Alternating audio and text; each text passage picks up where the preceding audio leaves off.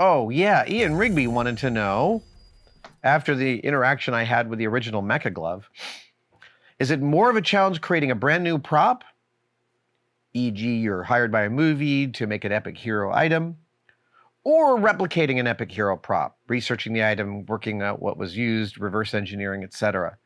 Clearly both have their own obstacles to overcome, but do you think one is more difficult than the other? Replicating a prop is way more difficult than building a prop. Replicating a prop is far, far, far head and shoulders above. Order of magnitude? Maybe not an order of magnitude. That's 10x. But it's way harder. It's way harder because, well, actually, people ask me a lot about what level of fidelity to the original I want out of a prop. And the answer can be graphed. My desire for accuracy can be graphed, and the graph is not horizontal, nor is it linear. It actually goes like this. and here's the thing. When you are making something brand new, you are ushering this object into existence. And thus all the things that make it the object that it needs to be are your decisions, but it's also your point of view, and it's also your eye on the thing that you're building. And when you're creating it, when you're tasked with executing this, right? And by creating it, I mean, like, you get a drawing from the art director, but the drawing has like 10% of the detail. You have to add all the other stuff in. And that's where your professional knowledge, your institutional knowledge come in. But more than that, there's also the object itself there's a point in the creation of a new object when its path becomes clear.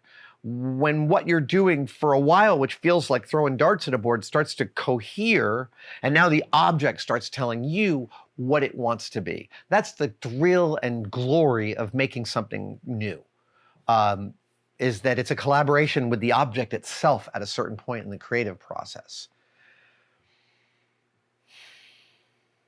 And I find that really invigorating, and really it's one of the engines of my emotional and professional life. Replicating an object, there is still the object and what it desires to be, but it's already been done. So your goal, and there are many, many different kinds of prop replicators out there. I'm going to highlight two. There is the crazy high, absolutely perfection level of replication. This is rare in the prop world, but it happens a lot in the Star Wars prop community. There are, if you've ever seen a picture of Mark Hamill holding his lightsaber on the barge in Jedi, like, there are wear patterns on that lightsaber or one of the other lightsabers that have been replicated as a decal, carefully applied to the exact right rotational symmetry of the thing that fans go out there and do. So, like, they replicate every rust spot, every ding, every tiny little slightly worn part. Now, when I describe it like that, I think it's really clear. That's way harder than just machining a thing from scratch and giving to an actor. And I really appreciate that level of fidelity. It is not my jam. I am not interested in that level. I want, for my own props, the stuff I make for myself, for it to have a feeling like it's the real thing. And it's a few weeks ago, we were showing the Wand Company's amazing original Star Trek series tricorder.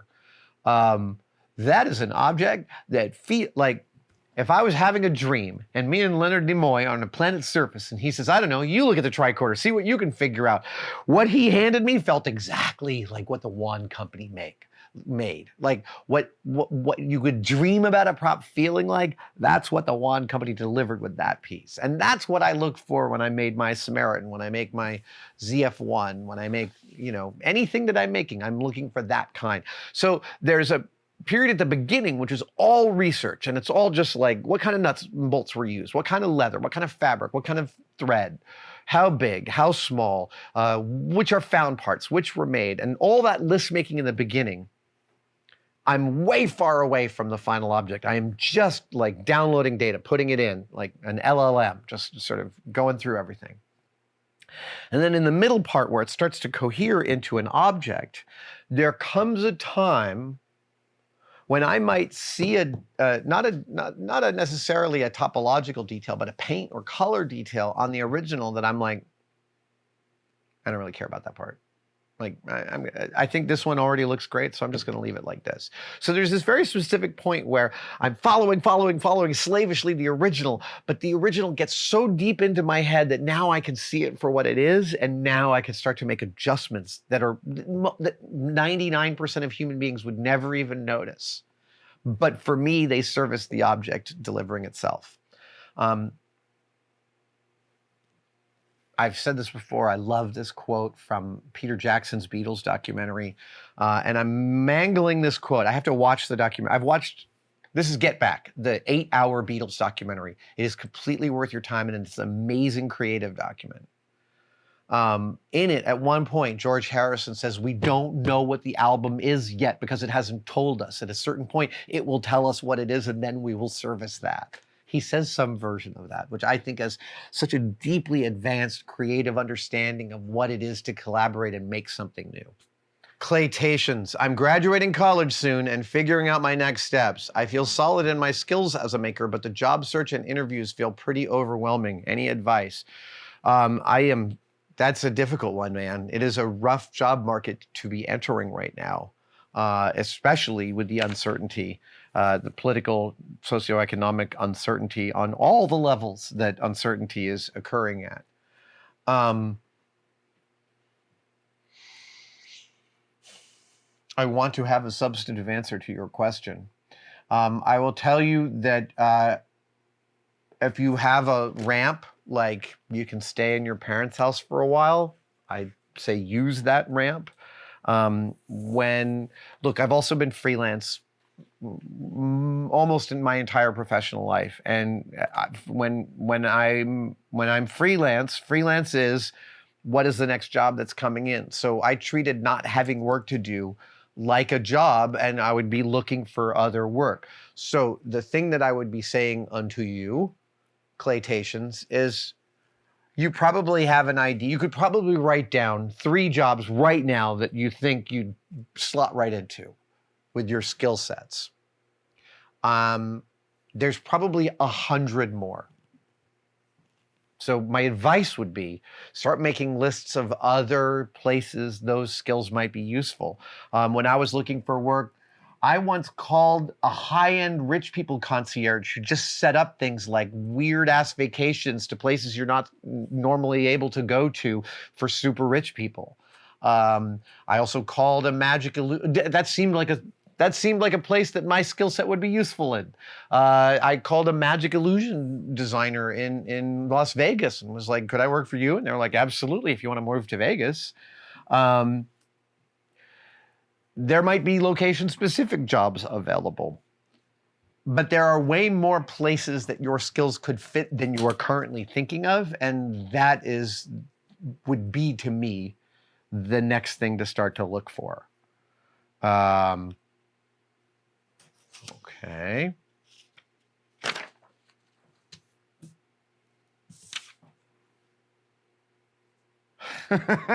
Bob, excuse me for coughing. I had COVID last week. This one really kicked my butt, man. The delirium. Anyway, Pablo Poo. Okay. How do you balance working quickly and avoiding mistakes from rushing? Do you have a rule for when to slow down? Do you have a rule for when to slow down and think versus just pushing through? I find that when I try and go as fast as possible, I almost always make dumb mistakes. Yes, you do, and so do I. I made one yesterday. I built this table for a magic trick for a friend, and I was putting the final finish on the top, and the finish was setting.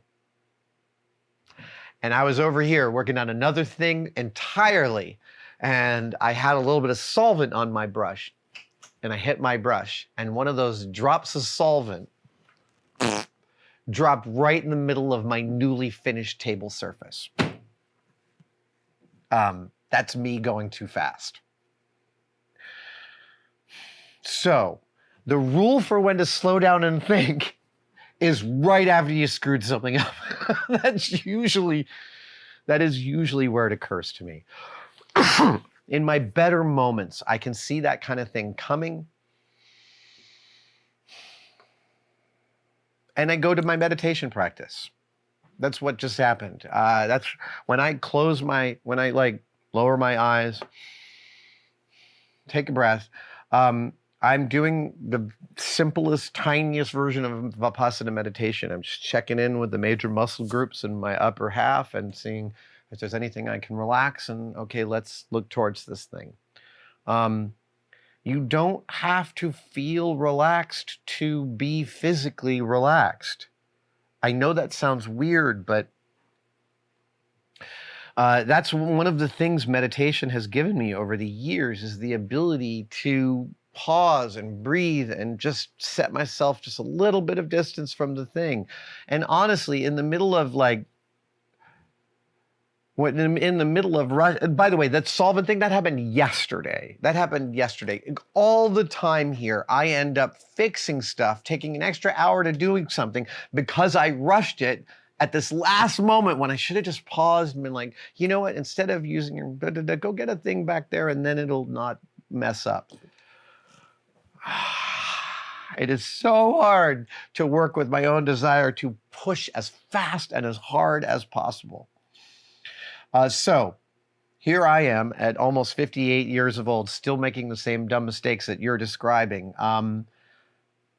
When something is mission critical and I am in the right frame of mind, I am very clear that rushing could be a problem. And so I'm very methodical about how I attack it. If it's a paint job, I put it over here and I put it in another room, so it's nowhere near where I could screw it up. It's literally things like that. I would love to hear other people's coping mechanisms for that kind of rushing. Because seriously, it's usually the moment I realize I'm rushing is the moment that I've screwed something up because I'm rushing. Thank you guys so much for watching, and I wanted to briefly mention that you could become a tested member. I know, everybody is competing for you to become a member of their thing. What I want to express to you is that the tested membership has become such an important part of the tested family. We get tremendous feedback from the tested members, and they expand the stories that we can tell and the things that we have access to. And you can become a part of it right now by clicking on the link below. See you in the chat.